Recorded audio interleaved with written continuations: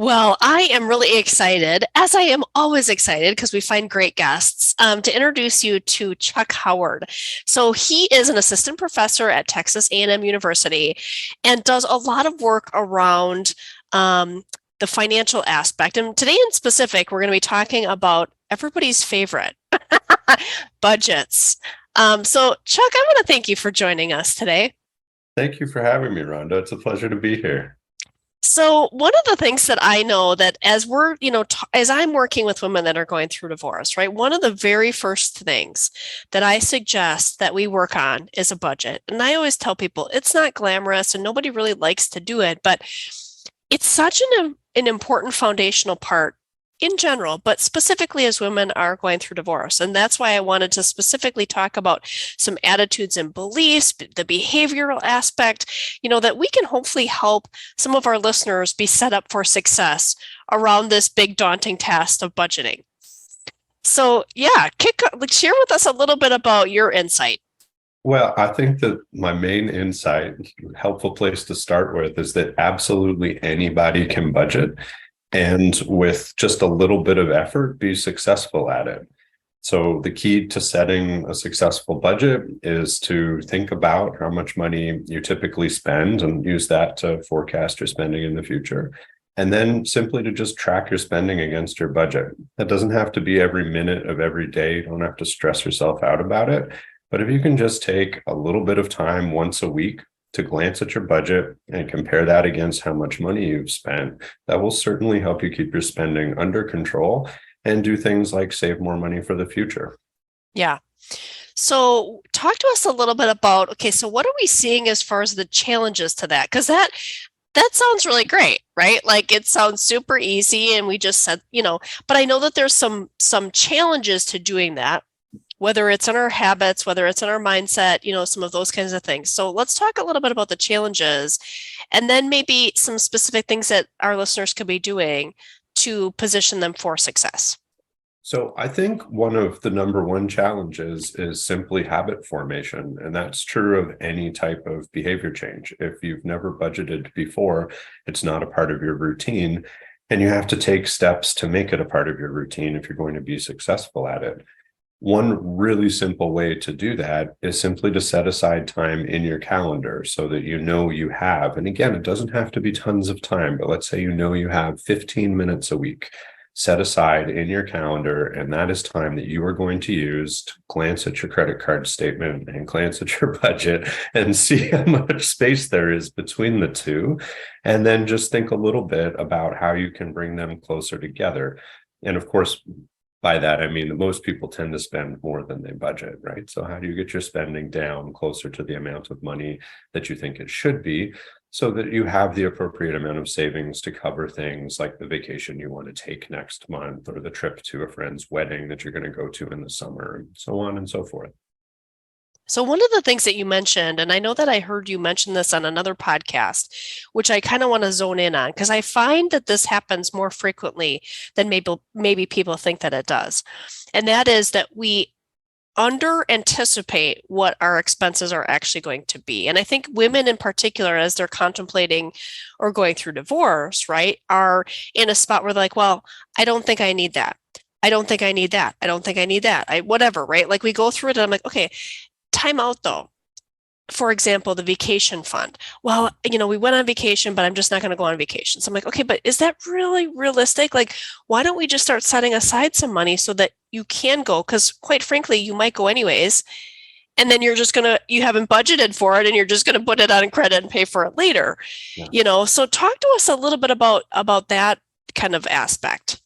So it's certainly the case that human beings, the human mind, just has a really hard time anticipating the life events that will lead to unexpected or atypical expenses. And so, in the case of something like a vacation, for example, you might say, well, we used to take a really nice vacation, but maybe that's not going to be a part of my life going forward, or at least not for the next year or two.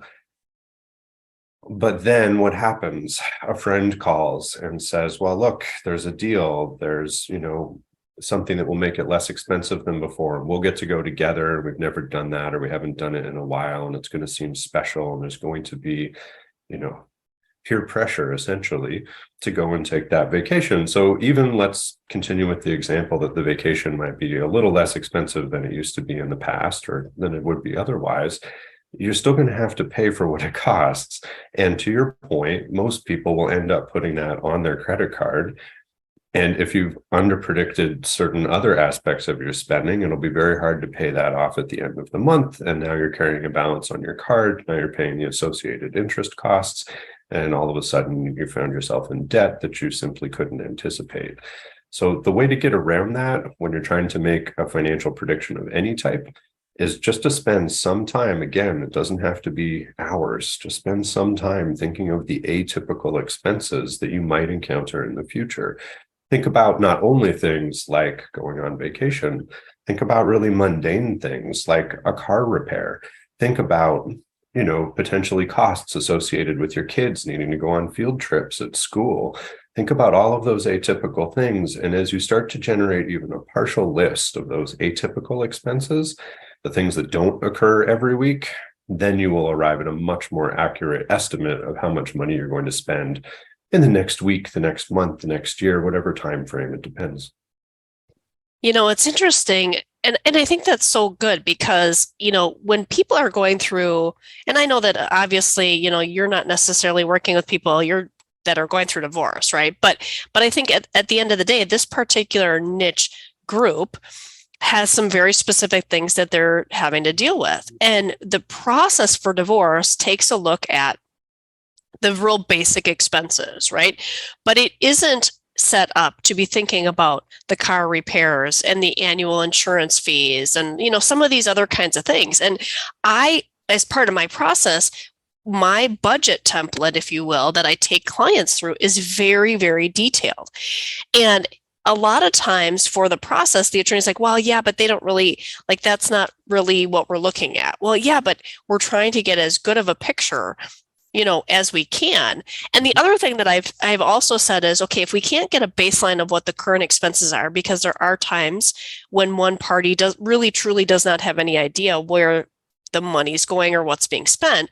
I'm like, okay, well then let's look at this differently and say, okay, let's get some general ideas of what costs will be. Let's do a little research on, rentals or home purchases in particular areas. So we've got a reasonable, good idea of what that's going to look like. And then let's figure out what the income is going to be and back into that.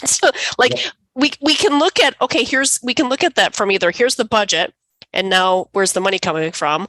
Or here's my income, right? For the divorce process, here's my income from all of the sources, support, job, side hustles, whatever. And then, okay, let's back into, the budget based on that. Absolutely. So that's 100% the way I would suggest going about it. If a person has the ability to use their past spending as a guide for future spending, that's the easiest way to look at it. If you can say, okay, well, I used to spend X dollars per week on groceries, use that as a prediction for how much money will be spent on groceries in the future. If you're in a situation where you don't have that information available to you or it wasn't a part of your day-to-day life before, absolutely spend as much time as you can thinking about the details and looking at projecting forward how much you're going to spend on those things in the future. And then again, it really does come down to this idea of atypical expenses. So groceries, I think, are the most typical of expenses for most of us. But if you think about something like buying a new house, as I did this past year, you not only think about how much the mortgage is and the property taxes and so on and so forth, you also have to build in a buffer, for example, of, well, what happens if you need an emergency home repair? You don't want to be caught out and not have that money in the bank, because otherwise you end up putting money on your credit card or taking out a loan from the bank that you didn't anticipate. And then again, you fall into this debt trap that can be very hard to get out of. Yeah, no, absolutely. Absolutely. And I think, the atypical stuff is definitely challenging. And, quite frankly, there's a lot of expenses that are atypical as people are kind of entering into this new chapter where they might have things that they haven't had to pay for before or new expenses or whatever. But I think to your point, yeah, when we can get a good baseline, And then the other kind of side part is all the variable expenses related to the children. Yeah. Because we've got our baseline budget, and then we have these expenses over here, and some of them they may need to or want to continue, and some they might pare back on, like, oh, well, they used to do, elite this, that, or the other, and I think we're going to maybe, not do that, or we're going to maybe look at some other options or whatever. But that becomes a whole separate thing because the variable expenses typically are split between the parties, the co-parents. Sometimes it's 50-50, sometimes it's pro rata based on their income, but that part is kind of like separate.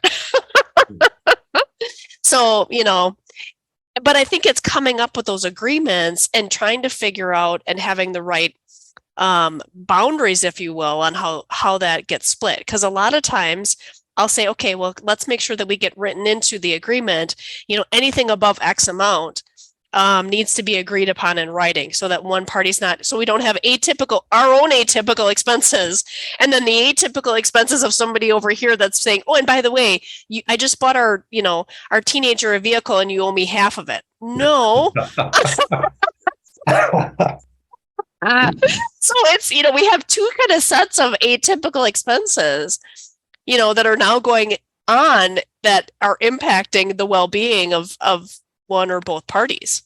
So I think you're introducing this extra layer of complexity that is unique to this situation of getting divorced, right? Because what used to be typical in the past might not be typical in the future. And because it's such a life-altering event, it can be really hard to think of what your future atypical expenses are going to be. And a lot of research shows that one of the best ways to make a more accurate prediction in that type of scenario is to take what we behavioral scientists call an outside view.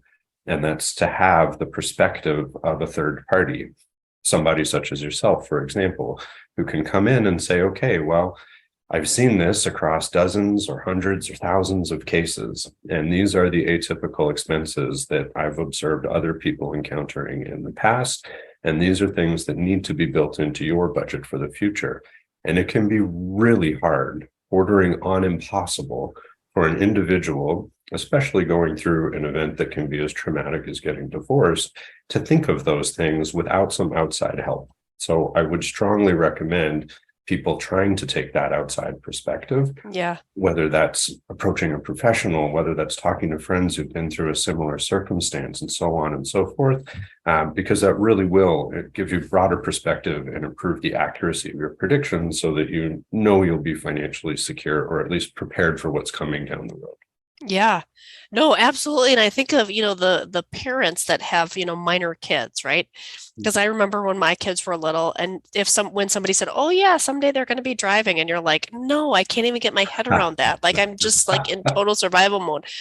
And now my oldest is driving, and my middle daughter is going to be getting her driver's license here in a couple days. And then my youngest is 14. And you're like, now it's just like, crazy. But I think that's the other hard part, is when people are getting divorced and their kids are still fairly young, you've got a whole bunch of years ahead with all the major life events that it's just really hard to get our head around. And then you try to associate dollars with that. You're like, I can't even, I'm not ready to go down that. Yeah.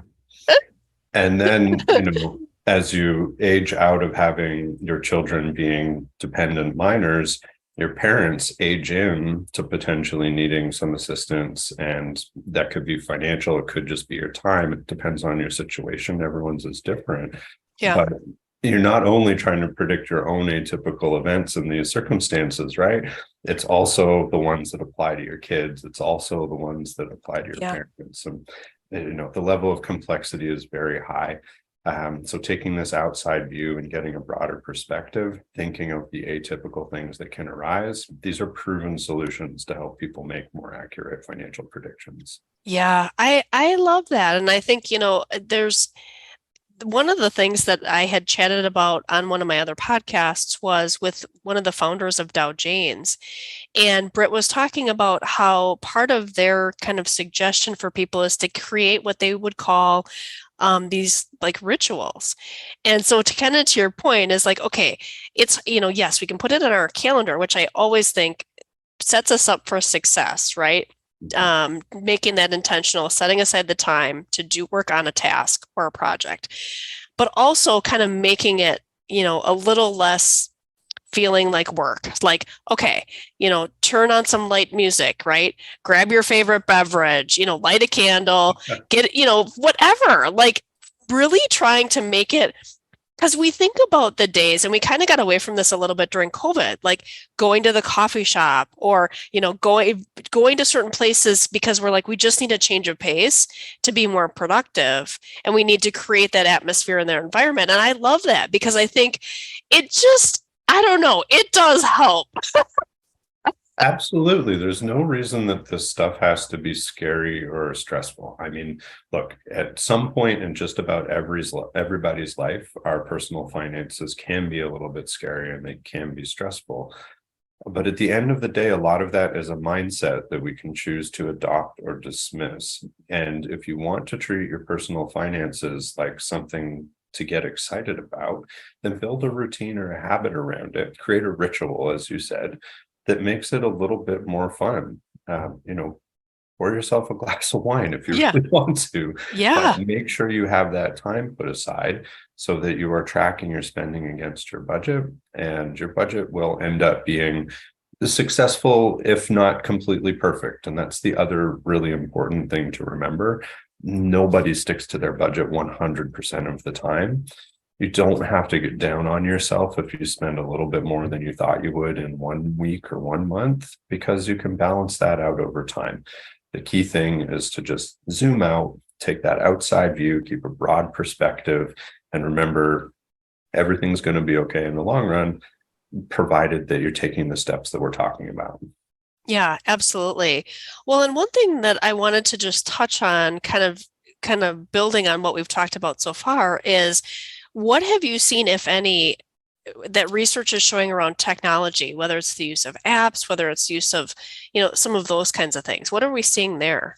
So I've done some work with budgeting apps, and one of the things that I have found most interesting is that they can be very effective.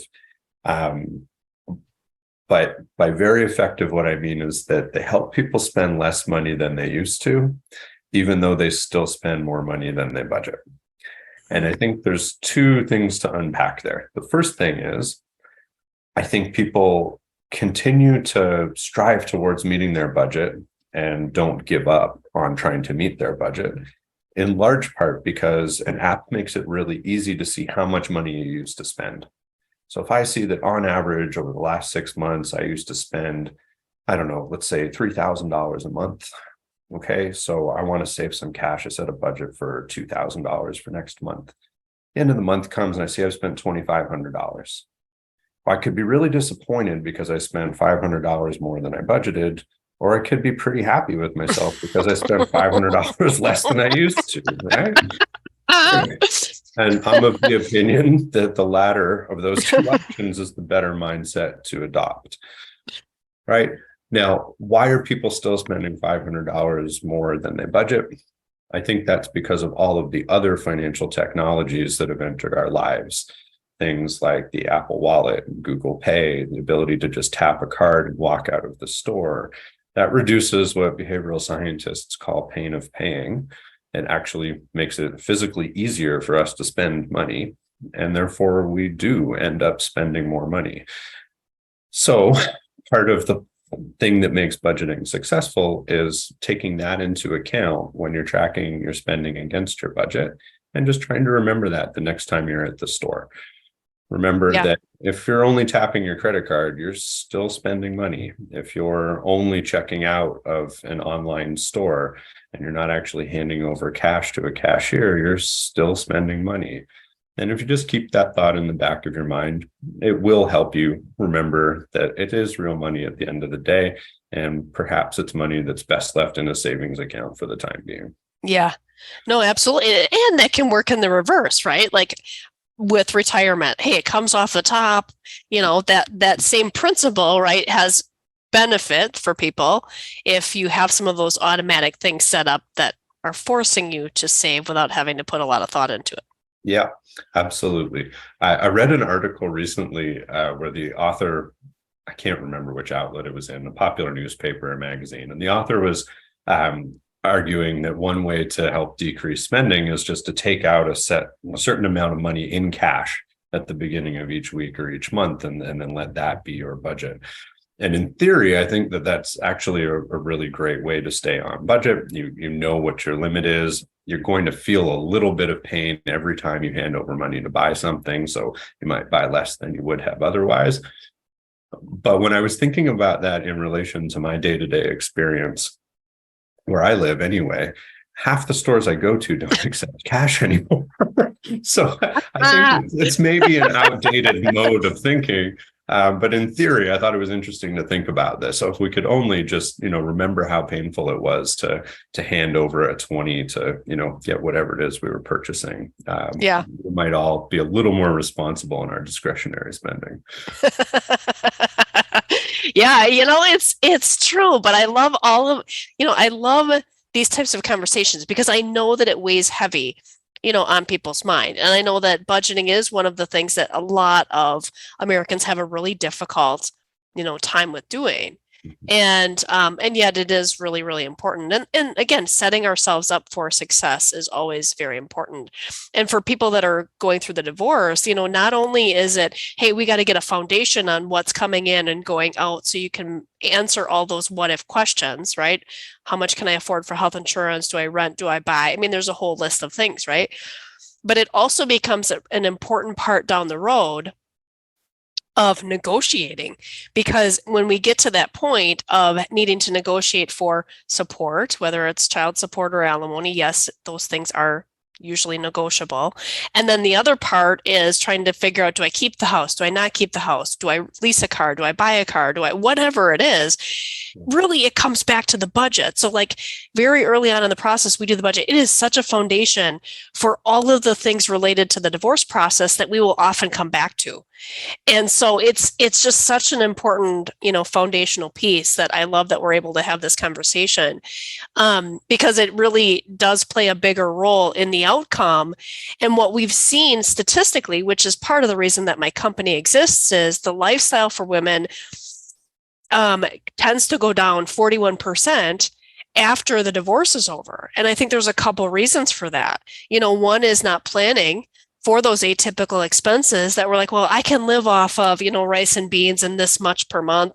Really, can you really, right? And do you need to while spouse is over here driving a Porsche and going on vacation to Mexico? I mean, that's what happens. It's like, no, this is not, but we have to have a very clear, honest picture of what that's going to look like, so that we're not paying that price on the back end. We haven't set aside money for savings. We're literally living paycheck to paycheck. I had a woman so I'd posted a reel on Instagram about there's this false sense of financial security for people that are going through divorce, because their spouse will say, hey, you're going to be fine. Don't worry about it. You can keep the house. I'll keep the pension, and they just make all these like agreements without actually looking at really what that means. Right.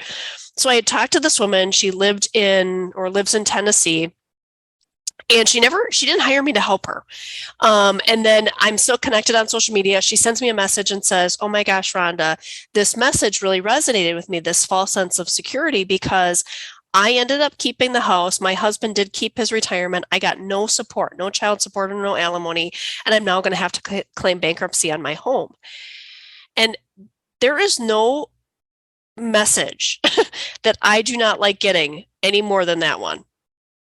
Because, again, if we would have looked at the budget, if I would have been able to help her, I would have never let her agree to some of those kinds of things without really doing our due diligence on it. Now, I understand life happens and that kind of stuff, but that's really why, again, the budget has so much of a greater impact, specifically for people that are going through divorce, that they could be dealing with a lifetime of financial struggle because we didn't start with the budget.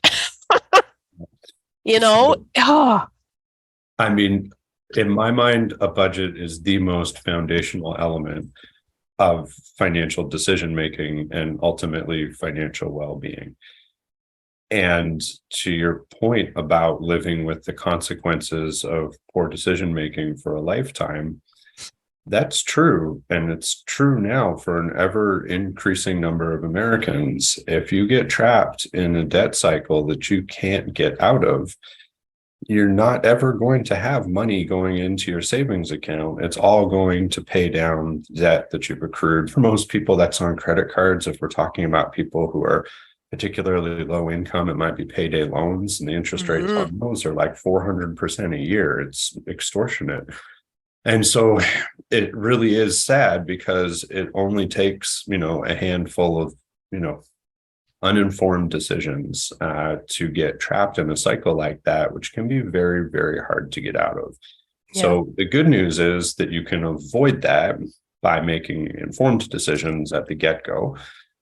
And if you really are diligent about budget setting and making the decisions that follow from that, you can get yourself out of these situations.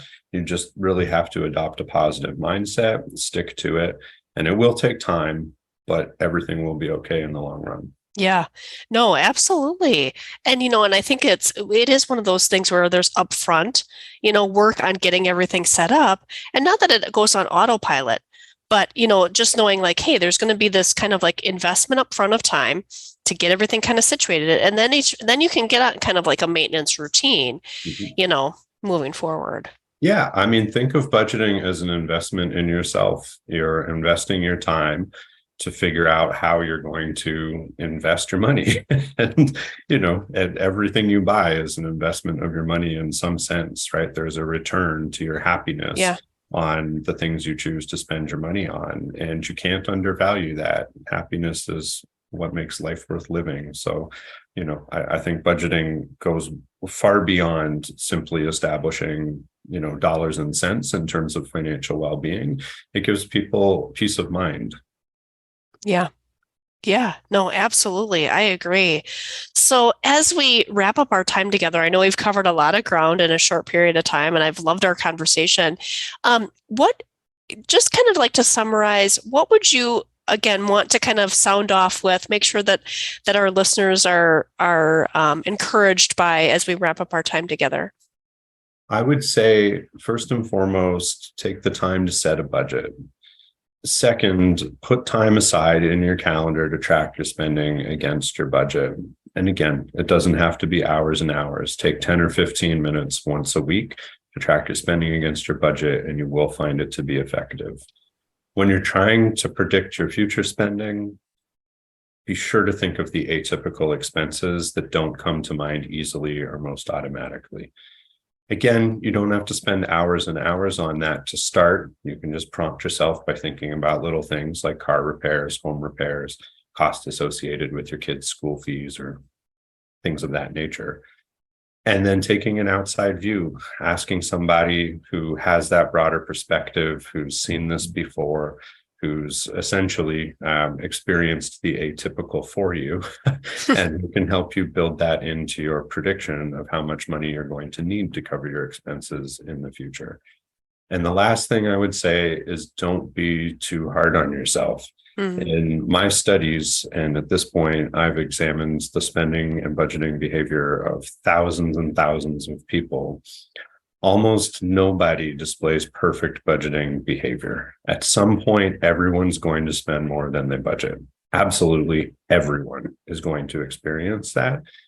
So don't get down on yourself. Know that it's common. Try to remember that you are probably most likely still spending a lot less money than you used to or than you would have otherwise. You're being financially responsible. And because you took the time to set a budget in the first place and think of all the atypical expenses you were going to encounter, you're in good shape. So stay positive. Know that everything's going to be okay in the long run. I love it. I love it. Well, thank you so much for your time today, sharing your insight. I know you've got years and years of experience behind a just really casual but helpful conversation today. And so I really appreciate your time. Thank you, Rhonda. It was my absolute pleasure to be here with you.